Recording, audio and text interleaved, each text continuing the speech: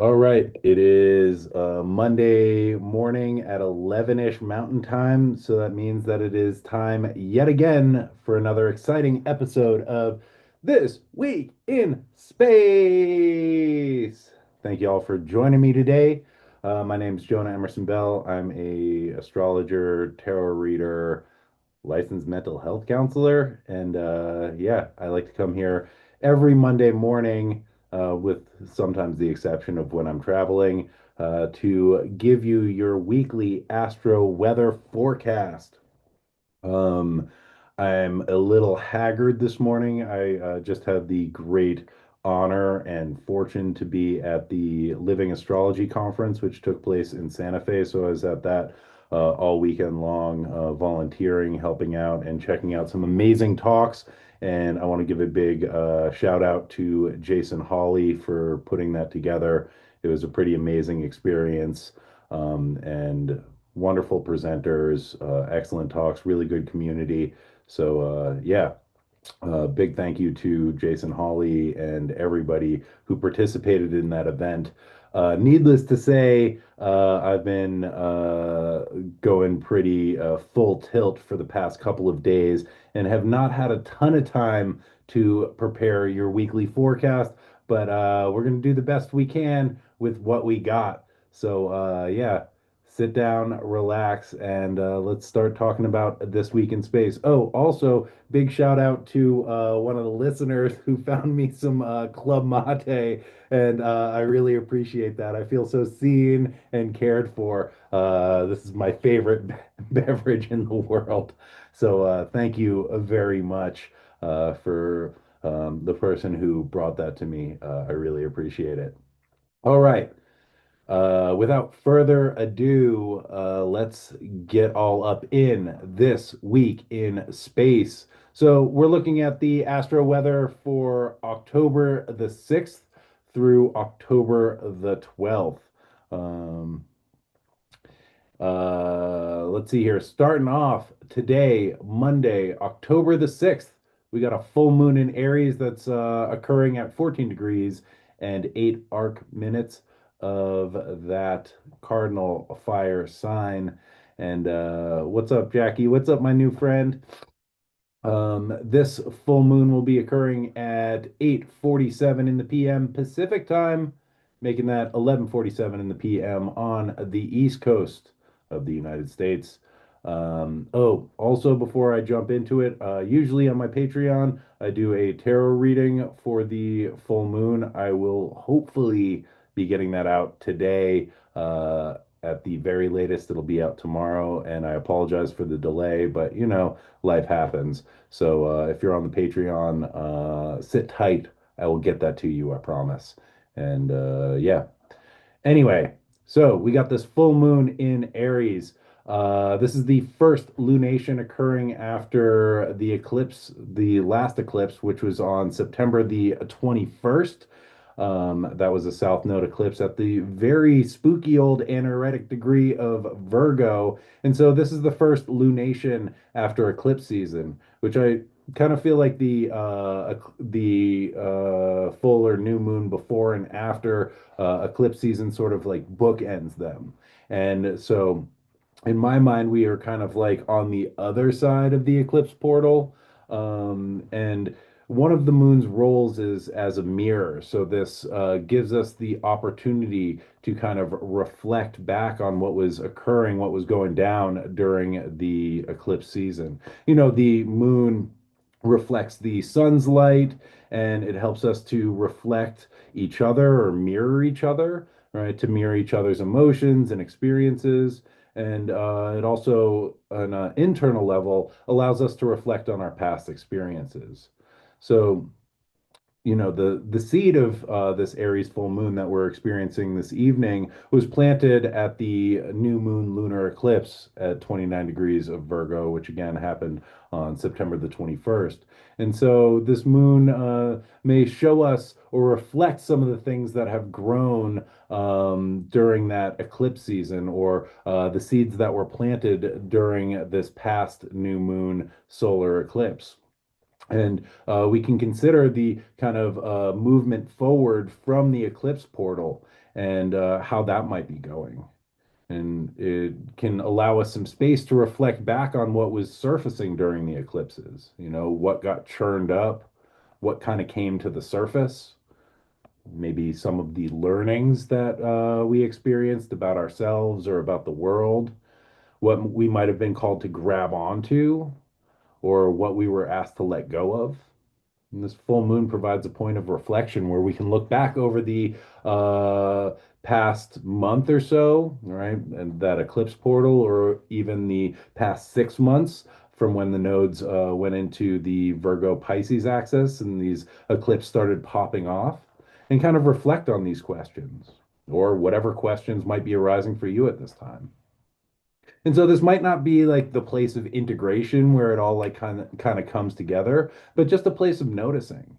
And as the moon begins to wane, it also gives us the opportunity to begin shedding some of the things that may be a bit overripe, you know, the things that might feel too much or too full, in order to make a little space in our bodies or in our lives for what might come next and what might arise when we begin to move forward into this next cycle as we move a little further away from that eclipse portal.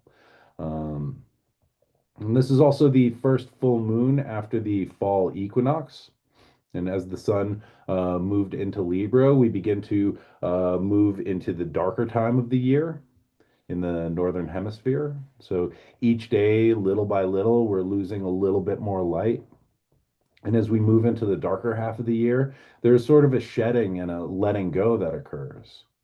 There's the gathering of resources, which will help us to sustain through the winter. And there's the death of what has been growing since the spring.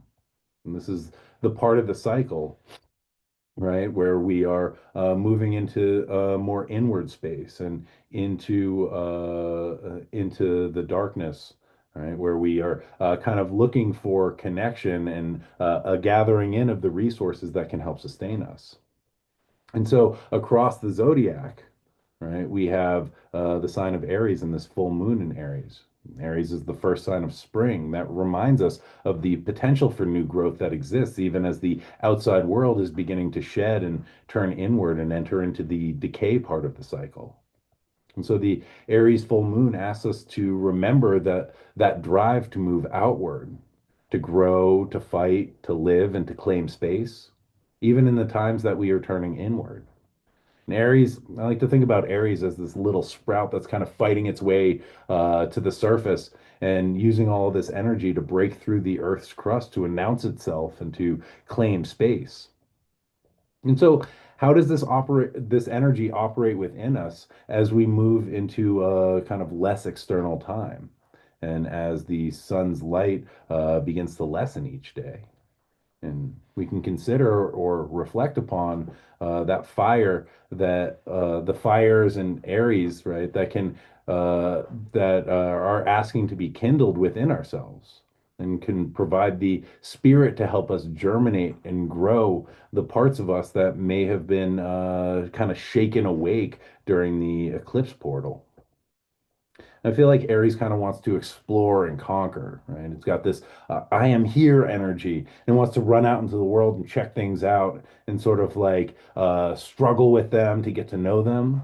It's a cardinal fire sign, so it's initiating. And it's like the spark that ignites a blaze. It creates combustion that allows the motor to run. And although we are kind of moving into the dark, how do we honor this energy in ourselves? And how do we reflect back on that energy in ourselves? And maybe even, dare I say it, reflect that in each other. That sort of initiating spark, that ignition, that thing that feels really alive. And how do we reflect on the fires that we want to start? And the energy required to initiate the things we want to claim and create. Mm. We think of Libra as a relational sign, symbolized by the scale, where we weigh our needs with the needs of the other. So, the opposite sign of Aries, we are interested in the individual. How do we claim space? How do we take action towards the things that we want? How do we fight for what feels vital and important? And so as we turn towards the darker time of the year, we kind of turn towards each other for warmth and for sustenance, for connection. And as we begin to engage in this downward and inward movement, we can reflect on our own individual needs for agency and autonomy and how that can fit into the balance of what is being asked of us through our relational connections and from the archetype of Libra season.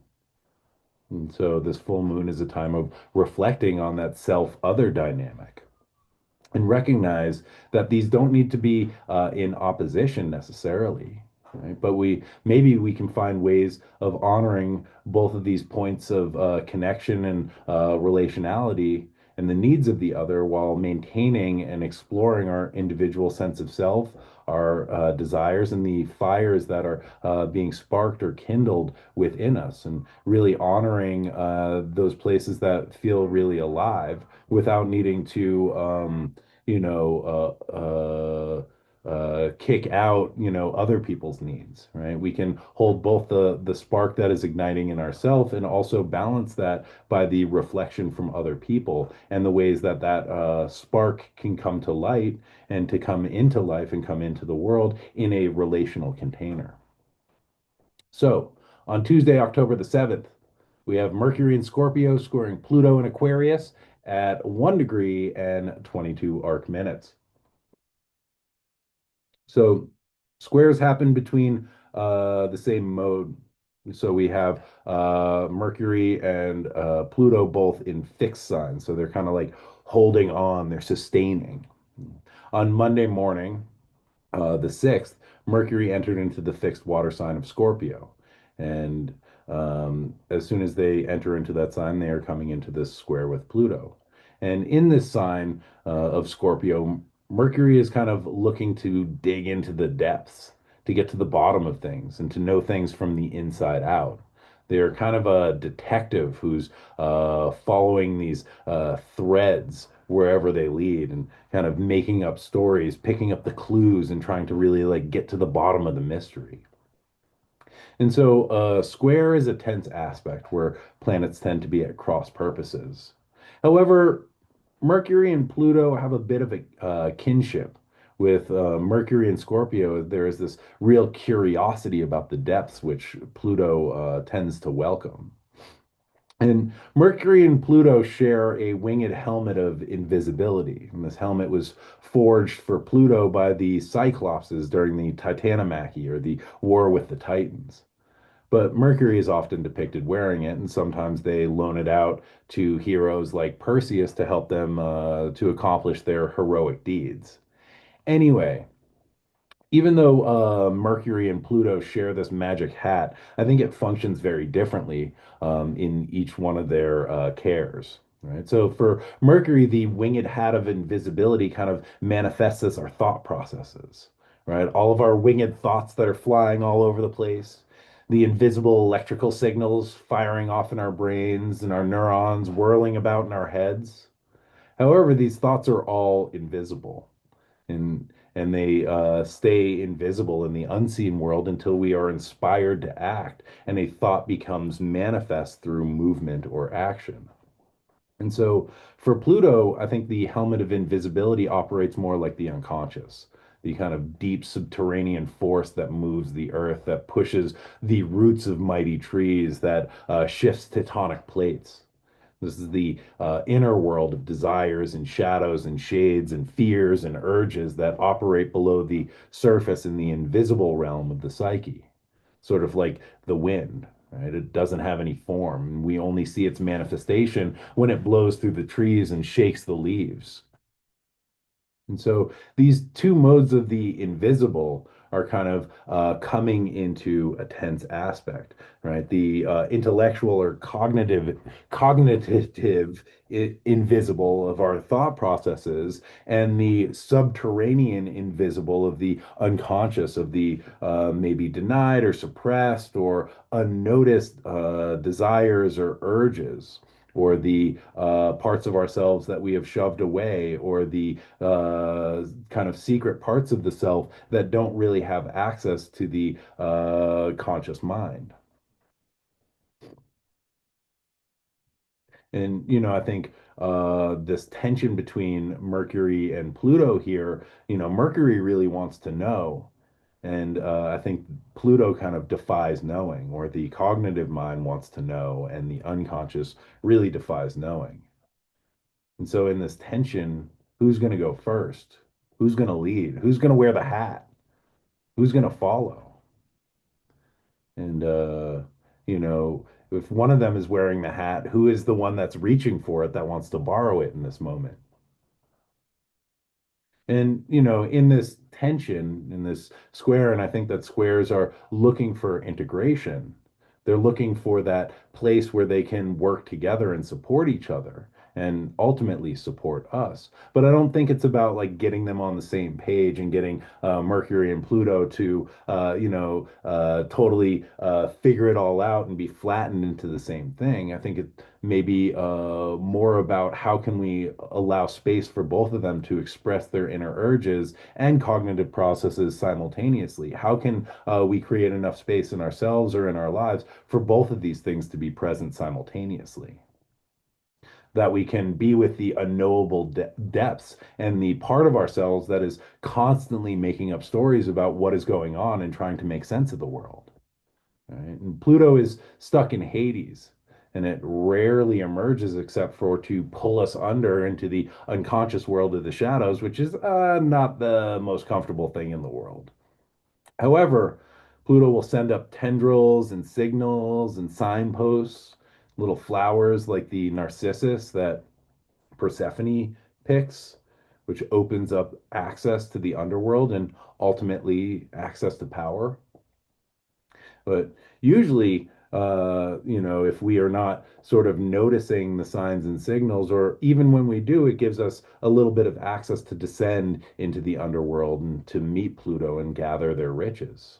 Mercury is the guide and the messenger. They help us to translate the information that arises from the underworld. Mercury is the only Olympian that can move between the three worlds, the superconscious world of the Olympians who are way up there, far away, the kind of terrestrial world of Middle Earth, and our, sort of thought processes that are contained in ego consciousness. And then the underworld, the depths of Hades, the unconscious mind. And I think Mercury, in their ability to move through these worlds, helps us to translate the information that arises from the underworld depths and bring it into our cognitive processes, bring it into conscious understanding. And kind of helps us to sort out the urges and chaotic images that Hades provides, or the little tendrils that they send up. And so Mercury and Scorpio is going to translate these things in a very scorpionic way, right? Following the threads like a detective all the way into the underworld. And in their role as guide or a psychopomp, they help us to gain access to the depths. And this can be helpful in the sense that it provides access to sort of deep internal information. However, it can also create problems if we get stuck there. You they Mercury may get so entertained by the Spirit Halloween in the underworld that they just get lost in the aisles checking things out. Ooh, what's this? What's this? What's this? And it might create sort of thought loops, especially because Pluto grants access to pretty uncomfortable information. And I don't know about y'all, but when I get hit with some, uncomfortable information from my inner world, there's a tendency to just loop on that and loop on that and loop on that until like sit and dwell. We might kind of lose our way in this underworld space and drink from the river of Lethe, the river of forgetting. And one way we could look at this is noticing something that kind of emerges from the depths and activates something within us and causes us to spiral out. And we might find ourselves going down weird rabbit holes and trying to gather all the information about this thing or, something adjacent to it to make us feel like we really know. And I think that there's a great power in knowing. I think that's really true, but we want to watch out for that kind of obsessive feeling that gets activated through uncomfortable information that arises that might produce this like sense of obsession, like I've got to know, I've got to get it, which might keep us searching or scrolling. And ultimately, that might be a way of separating us from the actual emotion or the unconscious need that's trying to surface. And I feel like Pluto really holds these unmet needs, the things that were unacceptable, so they got pushed into the depths. This might be the need for freedom or agency, the need for passion, desire for rebirth, the desire for transformation, the desire for change, the desire for power. These things that maybe we were told that's not okay, you can't have that, that's not available. We might have gotten laughed at. We might have been told societally that we can't have those things. And so they become pushed into the unconscious because they're unacceptable. They don't have a place in our terrestrial world. And so Mercury may grant us access to some of these unmet needs, but they might be really uncomfortable to come in contact with. And remember, Mercury is a trickster, and they love to make up stories about our experiences and to narrate our existence on this constant basis. And this can be really tricky. And it can send us in circles and it can put us in spirals. And this can really lead us astray and make the story that we are telling seem more real than the actual need or feeling that we are experiencing. And so, with this square, we might want to consider the ways that we can just sit with the unknown and notice what arises without needing to jump to conclusions, without needing to know exactly what it is. Because I think that these sort of things that emerge from the underworld are like pretty fragile and very slippery. They're like shadows, and if you try and grab a shadow, it doesn't really work.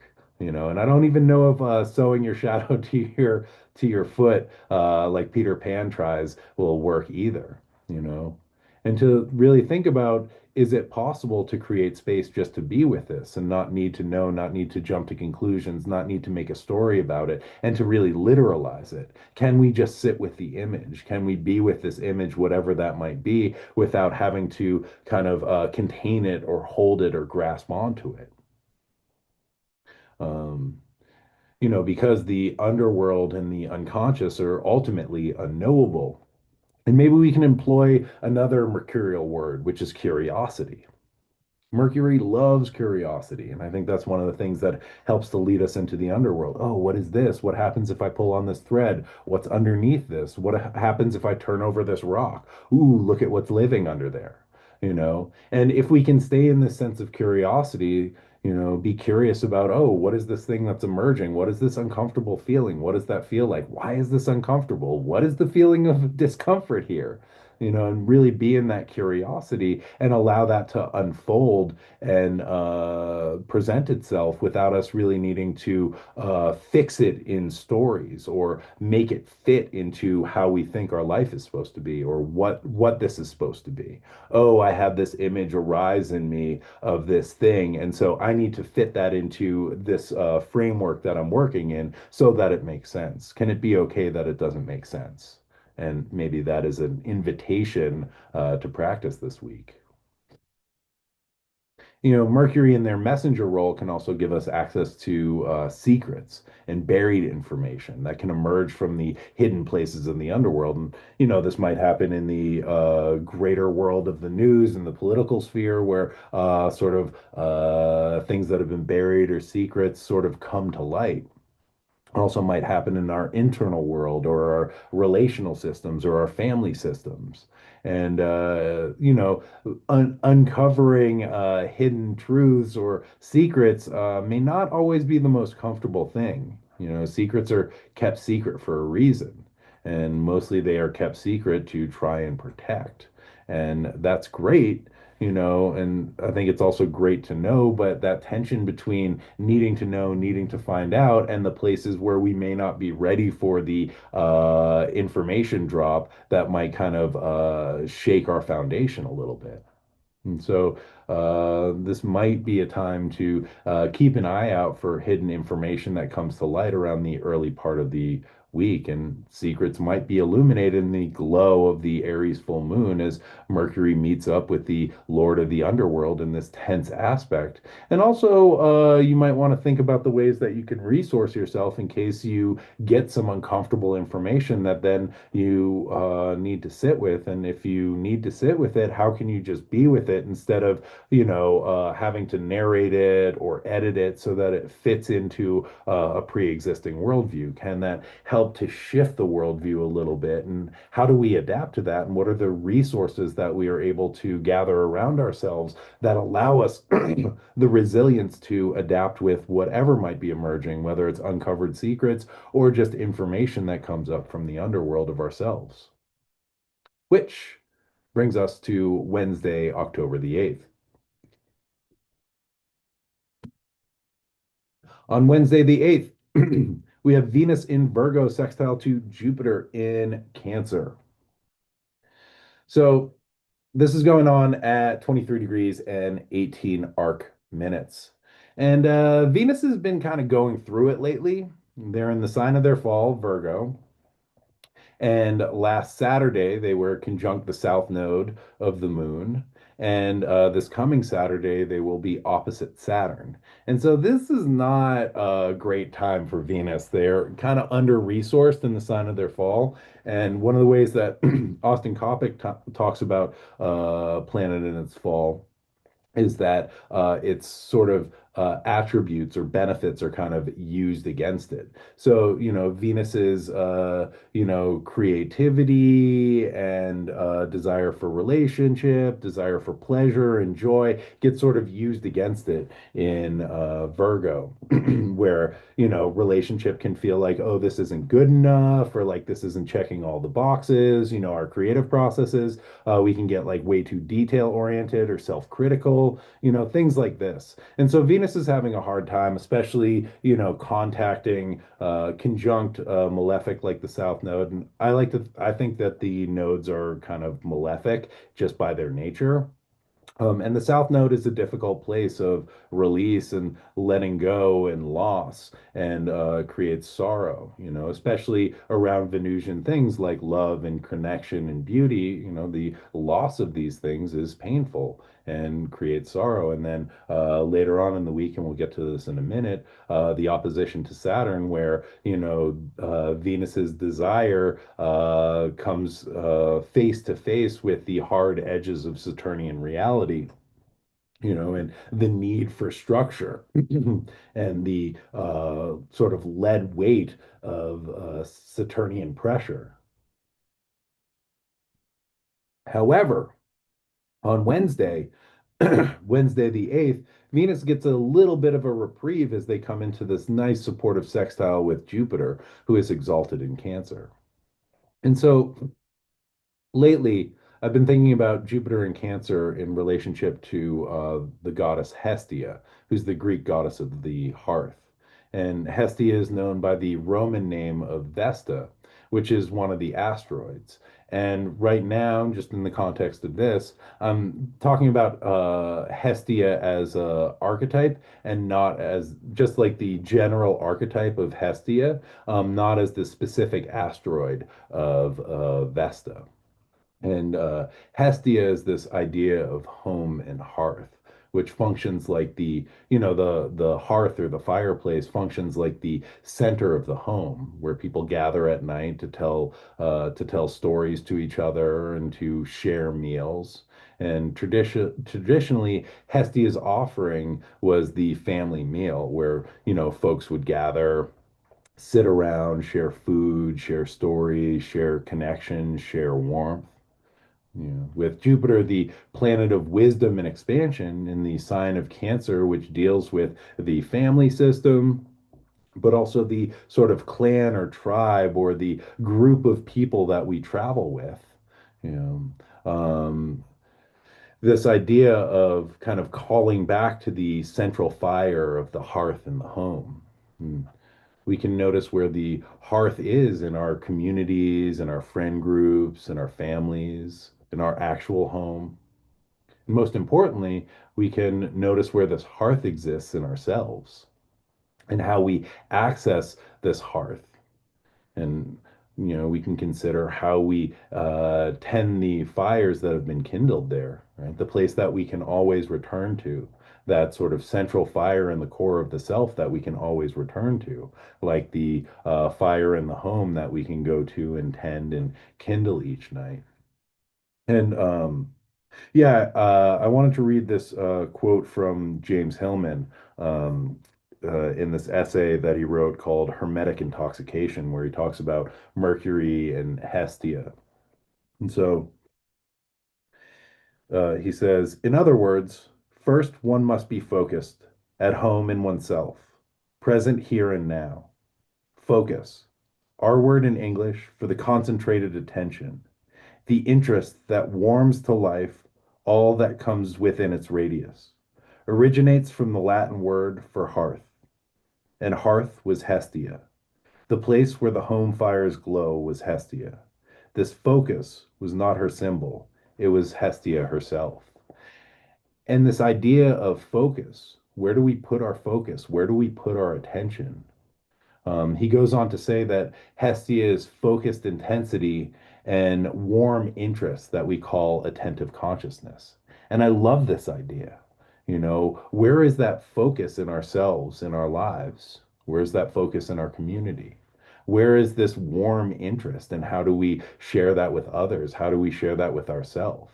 And this idea of attentive consciousness being, right there, being very present. This is easy in some ways to practice with other people in the reflection of other people, the lunar reflection of other people. But how do we share that attentive consciousness to ourselves? In that focus, that sort of hearth of focus in ourselves. And I think about this idea of attentive consciousness and warmth is something that Venus in their fall could really use at this moment. And this is like the idea of a secure base, that which supports us so we can go out into the world and experience, disappointment and loss of the South Node or Dragon's Tail or the harsh realities of Saturnian consciousness. And James Hillman goes on to say that Hestia was a place that one could go for sacred asylum and to find refuge and stillness. And I love this. And I think that this is something that we all need at various times in our lives. And I think that Venus could really use this week. And I think that this sextile provides a little bit of refuge for Venus, who is not having an easy time of it lately. And so, something to consider is the ways that we can help support that Venus part of ourselves, that part that needs love and longs for connection, the part that has that desires experiences, right? That longs for pleasure, for touch, for joy, for creativity, for beauty. And so, what are the ways that we can create a place where that part can be met, where it can receive that sacred asylum, where it can receive the focused warmth of attention? What are the ways that that Venus part of ourselves might want to be supported? We can maybe tune in, if that Venus part is having some feelings these days, and tune in and ask what it might want for support. And how can we honor its desires and need for luxury for that in from that inward center of attentive consciousness? How can we create that hearth for our Venus part so that it can return and feel safe enough to express its needs? How do we really put that focus on kindling that place of attentive consciousness so that, that Venus part that really wants connection, wants love, wants creativity, wants beauty, wants to feel beautiful, can return there and receive that warmth of attentive consciousness? And to feel the sort of focus of the central fire and to be able to resource themselves enough to move out into the world and maybe express those desires or experience those desires and follow that thread of joy and pleasure. And being able to kindle that central fire in that center of ourselves or in our communities and our families and our homes, and so that we can know that that central fire is there and allows Venus to return to that and warm themselves by it, and so that they can meet the challenges that arise. knowing that they can always come back to this sense of home in the self and be warmed by that attentive consciousness and that focused attention that we are practicing or we get to practice cultivating in ourselves. And I think that this week with the sextile is a great time to be able to again resource ourselves and really think about kindling this fire and what resources might we need to kindle this fire to be able to support that part of us that loves, that is creative, that is unique, that is expressive, that experiences pleasure, that looks for luxury, that looks for joy, and being able to really hold that part, especially if it experiences disappointment or unmet expectations, because this is something that happens in life. And as we create a secure base, it's a place that we can return to within ourselves, within our relationship, within our family, whatever that place of security that we create, whatever that hearth or home fire is that we can return to and sort of be able to let go of both our joys and our sorrows and resource ourselves, warm ourselves so that we can go back out into the world and try something new and have new experiences. So that brings us to the last transit of the week. Saturday, October the 11th, we have Venus in Virgo opposite to Saturn, who's retrograde in Pisces at 26 degrees and 59 arc minutes. So here we have kind of a tug of war between Saturn, planet of maturity, authority, responsibility, weight, pressure, structure, and Venus, planet of our values, beauty, love, and relationship. And so this opposition, which again is this push and pull, this tug of war, this sort of polarity, right? It asks us to consider how our values or our desires or what we love and what brings us joy might be in opposition to our responsibilities and the structures of the reality that we are living in. And so, how do we find the place where these principles can work together and support each other instead of just being in this constant battle or a push and pull or a tug of war? And a Saturn word that I heard at the Living Astrology conference yesterday that really stuck with me is permission. You know, Saturn grants permission. And I think that this opposition between the principles of joy and desire, and then Saturn on the other end of the spectrum, this principle of permission. And so, what or who are we looking to give us permission to feel joy or honor our desire? What is the permission that we're even looking for? Is this a external permission, from a boss or a society or a parent, or somebody else in the world? Or is this an internal permission that we are looking to grant ourselves? And if so, what negotiations might need to happen between our Saturn parts and our Venus parts to make it okay enough to give ourselves permission to feel joy or to give and receive love?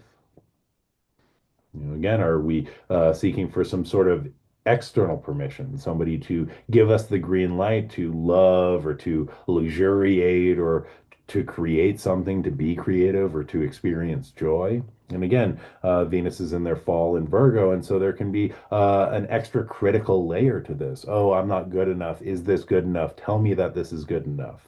Is I might feel like I'm too much, and that sort of inner critic might cut us down and cut us down, cut us down. And we're like, oh, please look at this and tell me it's okay or give me permission to keep doing this or to keep following this thread of what brings me joy. And I think this brings us to another great Saturnian word, which is authority. And I think something that tends to happen with Saturn is we outsource our authority. And part of that Saturn work is to reclaim authority and to learn to hold it in ourselves instead of giving it to a boss or, again, a parent, the police, politicians, societal structures, pop stars, or, celebrities, or people that we think are above us and we make ourselves less than. And we tend to outsource our authority onto them and ask them for permission to be how we want to be or to feel how we want to feel. And so, with this opposition, we can think about our relationship to authority and who has authority over who and what and how we love or how we create, how we do relationship, how we experience joy, and how do we work to reclaim some of that authority in ourselves as we come up against the hard edges of Saturnian reality. Because in a lot of ways, Saturn is like, this is how it is. This is the structure. These are the limits.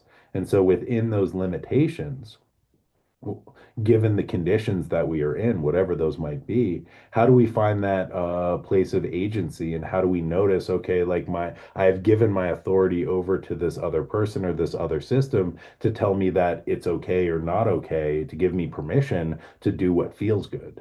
And so how do we kind of pull back some of that authority and allow ourselves the ability to choose what permissions we are allowing ourselves to engage with? Mm. Might want to sit and spend a moment this week and ask ourselves where we notice or even feel our own authority. How do we notice that in our bodies? What does it feel like to sit with that? What does it feel like to sit in the posture of authority?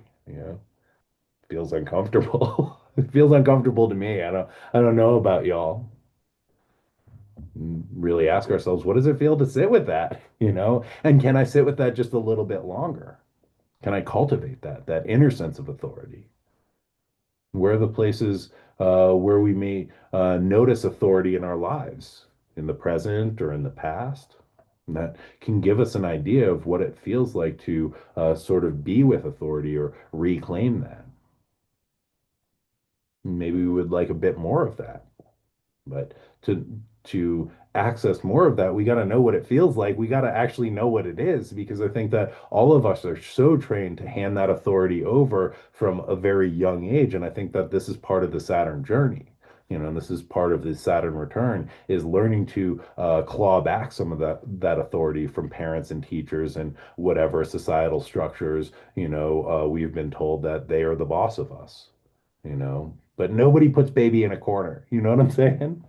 And so, as we sit with these questions, we sit with the question of authority and permission, we can notice how we relate to those things, how we relate to that sense of authority in ourselves, and, how we relate to that Venus part of ourselves that may be seeking permission or looking for permission, and the ways that we might be able to grant permission to that Venus part of ourselves to love, to create, to be in connection. And another angle of this transit, I think, is boundaries. Saturn is great with boundaries. Saturn creates structure. And I think that this can be really helpful in helping Venus to express, giving a structure through which the Venusian parts of ourselves can be heard, can be seen, can really step into their own experience. But in the opposition, we need to really find that integration point so that our boundaries are not shutting down our Venus's ability to express themselves, but our boundaries are really supporting the Venusian parts of ourselves, the creative part, the joyful part, the loving part. And think about Saturn, right? Saturn structures as either like a wall or a bridge. And so, one thing to consider is, how do we use our no to build a bridge to a better yes? How do we create a protected space where Venus can feel safe enough to really express themselves instead of being shut down by the pressures of life or the Saturnian responsibilities?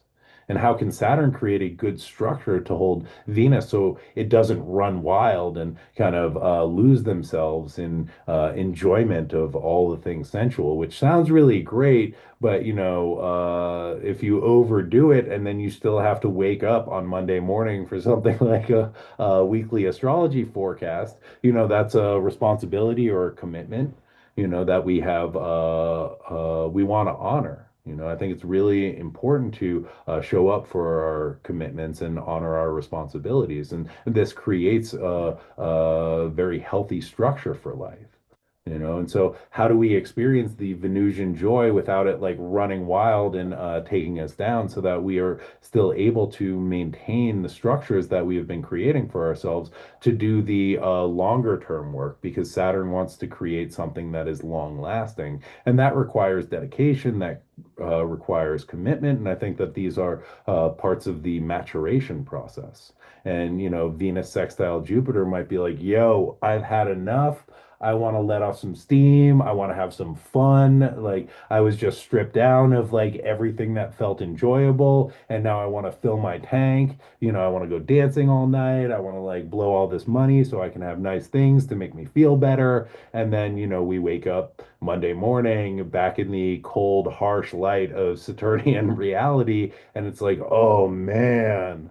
And so how do we really balance these things? How do we create a good structure that allows us to experience joy and what feels good and what feels right without losing ourselves or dropping the ball on the commitments that we have made to life or the promises that we have made to the Saturn part of myself? I'm gonna show up for this consistently so that I can build the life that I want to live and it is solid so that I can have a good foundation, so I can have a good structure to grow within. And with that, my friends, that is all the astro weather that is fit to print. Thank you so much for tuning in. It is a real honor to get to do my Saturnian duty, to show up for my commitments, to honor the things that I have dedicated to, and to deliver your weekly astro forecast in a way that I hope was palatable and at times entertaining. Thank you all again for tuning in, and I will be back at you all next week. Same wizard time, same wizard channel to give you your weekly astro weather forecast. Until then, good people, be good to yourselves, be good to each other, and as always, may the force be with you. Bye now.